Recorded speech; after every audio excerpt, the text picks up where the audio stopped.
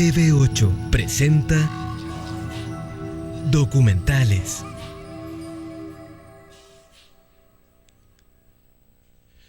Muy buenas tardes, vecinos y amigos de TV8. Estamos en un nuevo espacio de documentales y en esta serie que iniciamos hace un par de capítulos anteriores con personajes que han trascendido el tiempo por sus trabajos, por su aplicación hacia la educación y hacia otras áreas.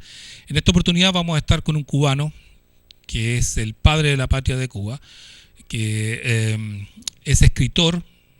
Muchos lo conocen por su obra poética, me refiero a José Martí, pero que también es el padre de la patria de Cuba porque él estuvo en el proceso de emancipación de su pueblo. Lamentablemente muere en combate, en las primeras escaramuzas que se hacen, pero dejó un vasto legado escrito sobre la dignidad del pueblo cubano, legado que después toman la Revolución Cubana y que lo hace propio. Así que vamos con este personaje y espero que les interese. Nos hablamos a la vuelta. Chao.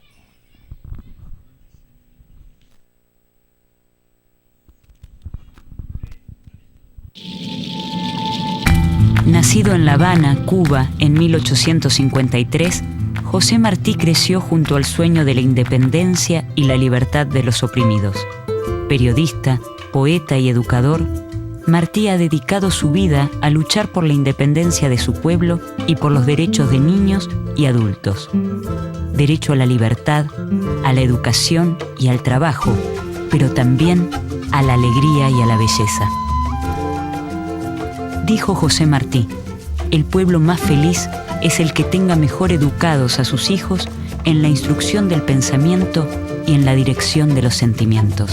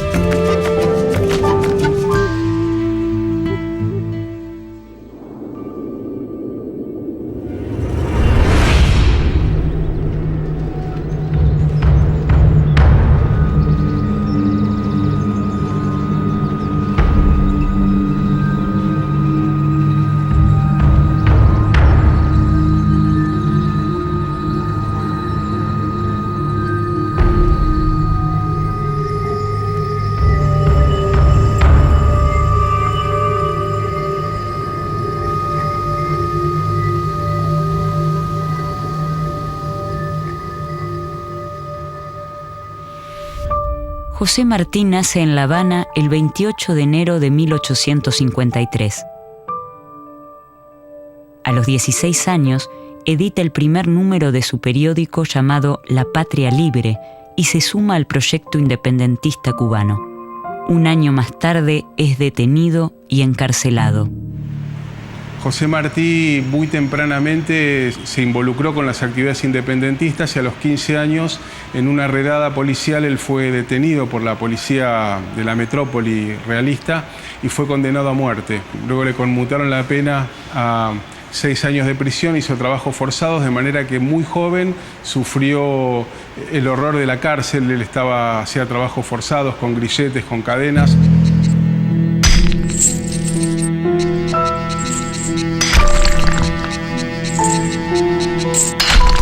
La experiencia de Martí en la cárcel fue la del aprendizaje, de la tolerancia, la aceptación de los rigores que implica el compromiso político y la convicción de que ese compromiso se incrementa cuando está fundado en la justicia y en la historia.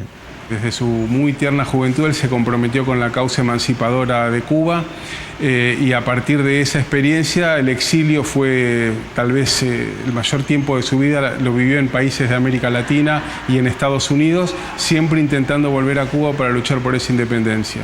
Exilio y cárcel en Martí conjugan una identidad poderosa en términos de la construcción del discurso revolucionario. En 1871 es deportado a España. Allí estudia y se gradúa en las carreras de Filosofía y Letras y Derecho. Martí forma parte de un grupo de intelectuales y políticos caribeños que rechazan la intervención colonial española en Cuba y Puerto Rico y el avance del colonialismo estadounidense sobre la región. Reivindican, en cambio, los principios bolivarianos: la abolición de la esclavitud, el republicanismo y la justicia social. Es el año 1875. José Martí se radica en México y 2 años después se asienta en Guatemala, donde realiza una importante tarea como catedrático de la Universidad Nacional. En 1878 retorna a Cuba. José Martí se suma a la causa independentista y las consecuencias no tardan en llegar. Martí es nuevamente deportado. Es muy diferente el exilio de Sarmiento o de Alberdi que el de Martí y el de la generación argentina del 37. Pero en verdad el pensamiento sobre la nación, sobre su independencia, sobre su emancipación, se realiza a la distancia. Se puede ver mejor si uno se retira del foco del propio país. Y en el caso del exilio, vivió más años fuera de Cuba que dentro de ella, y es el más cubano de todos los cubanos de todos los tiempos. Por lo tanto, en Martí, la apropiación de la experiencia interior de su identidad cubana se expresa tanto en tiempos de cárcel como del exilio. Es el año 1880 cuando José Martí se instala en Nueva York. Participa en la Liga de la Instrucción, una institución educativa para obreros de origen cubano y puertorriqueño. Es allí donde comienzan a llamarlo el maestro. Dice Martí en sus palabras: La Liga de Nueva York es una casa de educación y cariños, aunque quien dice educar ya dice querer. En la Liga se reúnen, después de la fatiga de trabajo, los que saben que solo hay dicha verdadera en la amistad y en la cultura. Los que en sí sienten o ven por sí que el ser de un color o de otro no merma en el hombre la aspiración sublime. Los que no creen que ganar el pan en un oficio da al hombre menos derechos y obligaciones que los de quienes lo ganan en cualquier otro. La conexión que permitió identificar a Martí como aquel que integraba los saberes del trabajo con los saberes emancipatorios de la cultura, lo tuvieron como un verdadero apóstol o maestro. Así lo consideraban los obreros a Martí en Nueva York, porque les permitía, a contraturno de sus horarios fabriles, abrirse a mundos culturales y de reconexión con la patria que habían abandonado años antes, y les ofrecía una mirada más política y más de conciencia social respecto a la situación que estaban viviendo en Estados Unidos. José Martí evoluciona como escritor, desarrollando un estilo sencillo y claro. Se destaca como poeta y cronista y también incursiona en el teatro y la narrativa. Muchos de sus poemas forman parte de las obras más difundidas escritas en español.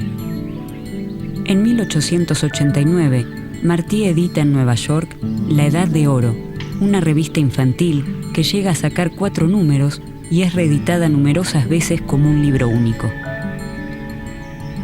En la editorial del primer número, Martí afirma: La Edad de Oro se publica para que los niños americanos sepan cómo se vivía antes y se vive hoy en América y en las demás tierras.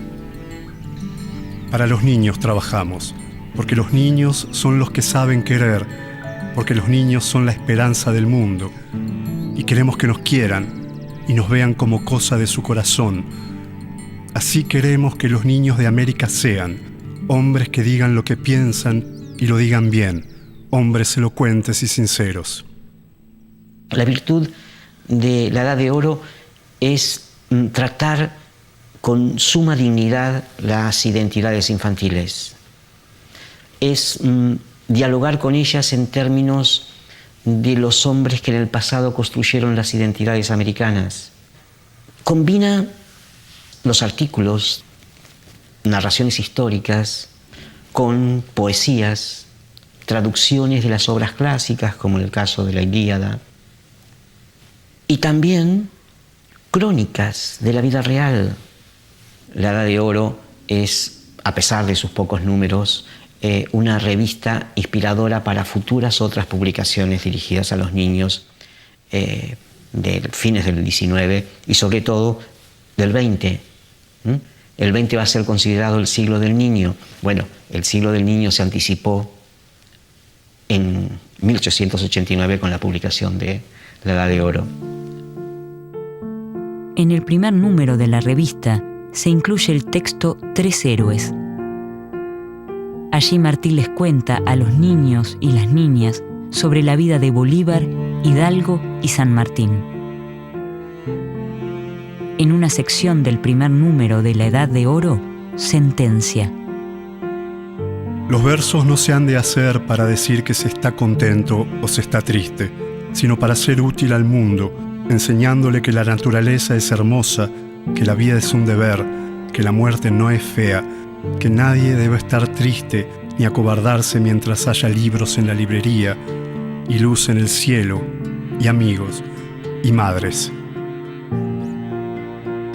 Antes todo se hacía con los puños, ahora la fuerza está en el saber, más que en los puñetazos, aunque es bueno aprender a defenderse, porque siempre hay gente bestial en el mundo, y porque la fuerza da salud, y porque se ha de estar dispuesto a pelear para cuando un pueblo ladrón quiera venir a robarnos nuestro pueblo.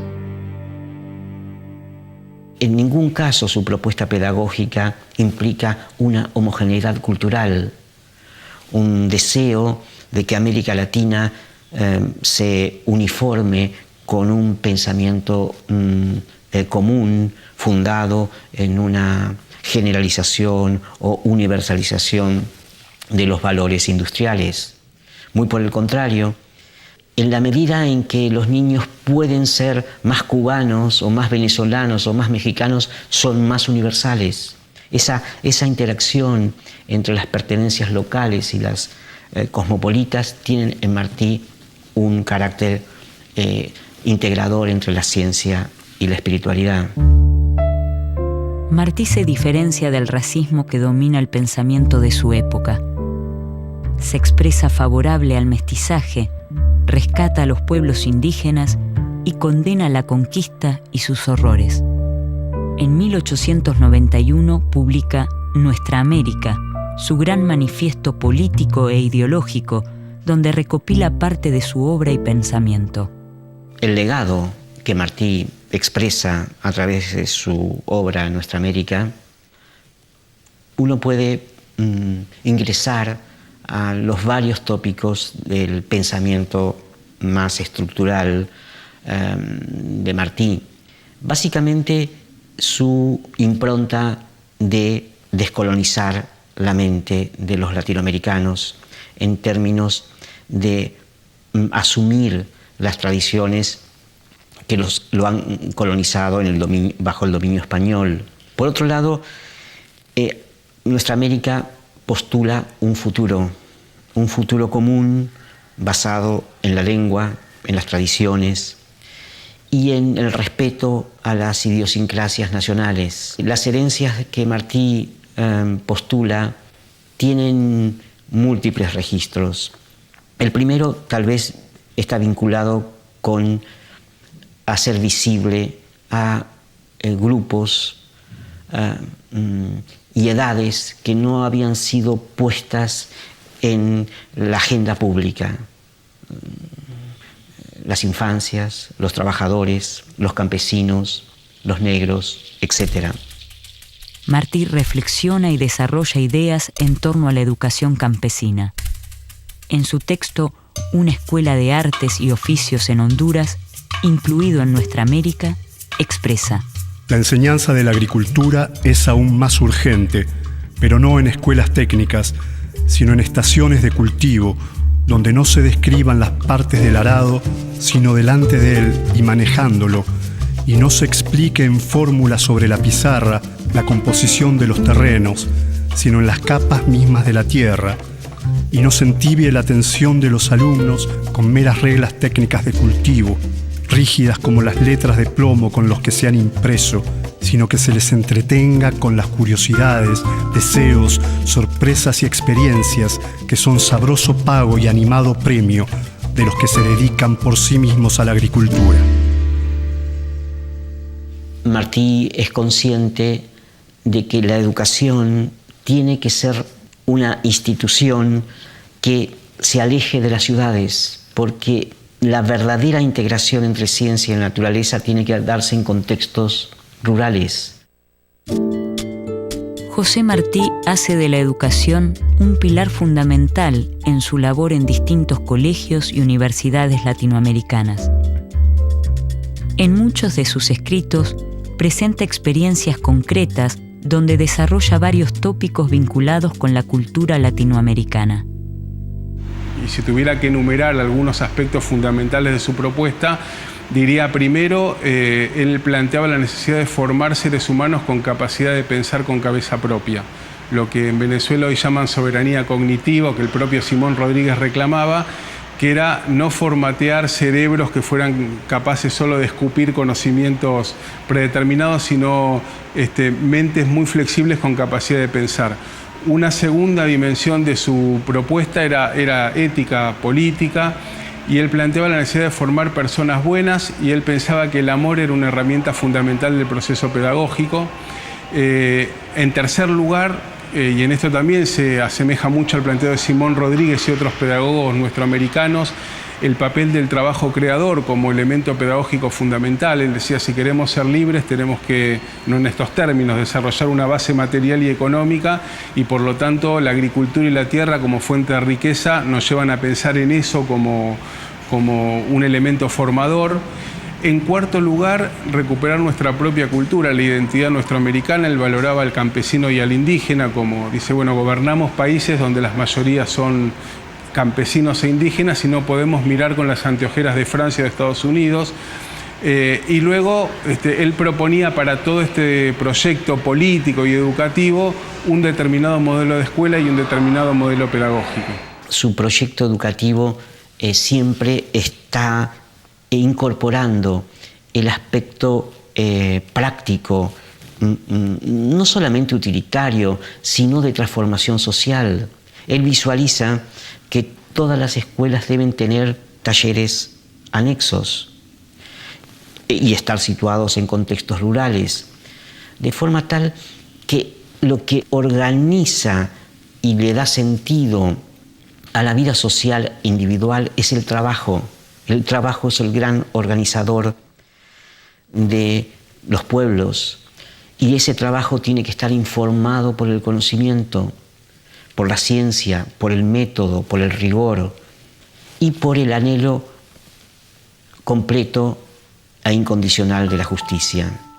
Martí distingue entre la idea de instrucción, que es individual y tiene que ver con los conceptos, y la de educación, que es colectiva y tiene que ver con los valores. El pueblo más feliz es el que tenga mejor educados a sus hijos en la instrucción del pensamiento y en la dirección de los sentimientos. Un pueblo instruido ama el trabajo y sabe sacar provecho de él. Es el año 1892. José Martí participa en la fundación del Partido Revolucionario Cubano, cuya finalidad es lograr la independencia definitiva de la isla, como se establece en el llamado Manifiesto de Montecristi. Martí fue docente, fue periodista, fue cónsul inclusive de Uruguay en Estados Unidos, ejerció funciones diplomáticas y básicamente fue un conspirador. Él en Estados Unidos organizó el Partido Ortodoxo Revolucionario Cubano desde el cual estaba pensada la libertad y la independencia cubanas. Así que Martí, preocupado por eso, se desplegó en muchos ámbitos: la lucha cultural en los medios de comunicación y en la educación, la lucha política en la organización del partido y la lucha militar en el propio campo de batalla. Ese mismo año se funda el diario Patria, del cual es director y donde publica más de 1000 notas. En el texto publicado en 1894 y que se denomina Revolución en la Enseñanza, profundiza respecto al rol del maestro. Hay que crear, sí, escuelas normales, pero no escuelas normales de pedantes, de retóricos, de nominalistas, sino maestros vivos y útiles que puedan enseñar la composición, riquezas y funciones de la tierra, las maneras de hacerla producir y de vivir dignamente sobre ella, y las noblezas pasadas y presentes que mantienen a los pueblos, preservando en el alma la capacidad y el apetito de lo heroico. Al venir a la tierra, todo hombre tiene derecho a que se le eduque, y después, en pago, el deber de contribuir a la educación de los demás. En el año 1895 logra volver a su tierra y participar de la lucha armada para su emancipación.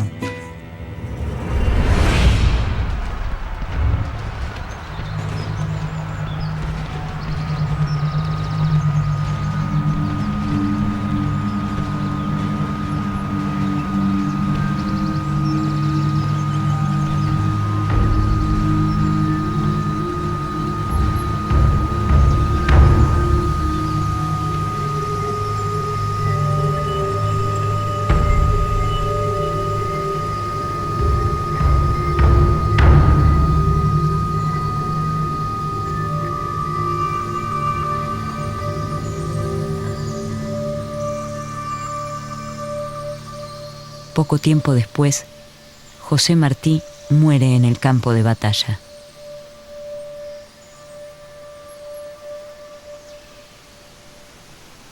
Los docentes que leemos a los grandes pedagogos latinoamericanos corremos dos riesgos, ¿no? El primero es suponernos que ellos escribieron sus libros de la nada y que nacieron como magos pedagógicos que nunca tuvieron que aprender, y en verdad, cuando uno recorre la experiencia, no sé, de Luis Iglesias en Argentina y otros pedagogos, ve que sus mejores libros son producto de 20 años de trabajo. Entonces digo, tal vez lo primero es superar la lógica del pensamiento mágico de que ellos fueron geniales docentes que no tuvieron que equivocarse, que ensayar. Y el segundo error es pensar que son tan inalcanzables que tienen un efecto paralizante para nosotros los maestros. Está en el pasado y está en el futuro de América. Ese es el legado que los grandes hombres del siglo XIX se elevaron de su propio tiempo y se transformaron en sujetos que pueden dialogar con las generaciones actuales de un modo horizontal, democrático y justo. Se considera que, en algunos de sus discursos, José Martí fue el autor de la reconocida frase «Todo hombre en la vida debería tener un hijo, plantar un árbol y escribir un libro». José Martí ha dedicado su vida a luchar por la libertad de los más oprimidos, de los negros, de los trabajadores, de indígenas y campesinos.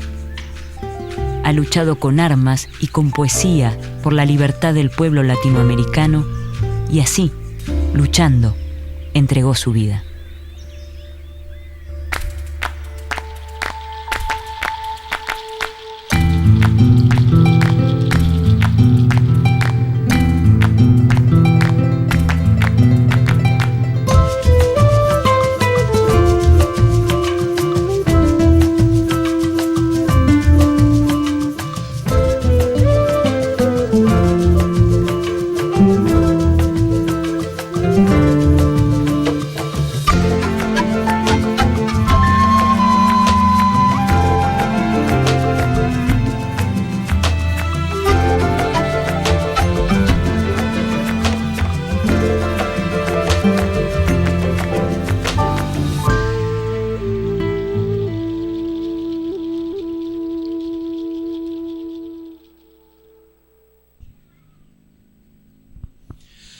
Ahí teníamos a José Martí uno de los personajes importantes de Latinoamérica, luz del pueblo cubano, y que nos muestra cómo la dignidad de este personaje es llevada hasta el límite de entregar su vida por su pueblo.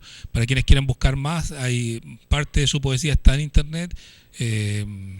Hay cantantes que han musicalizado sus poemas. Pablo Milanés tiene un disco especial que se llama José Martí, donde sus poemas más conocidos los musicalizó. Espero que les haya gustado y nos vemos la próxima semana con otro personaje tan importante como este.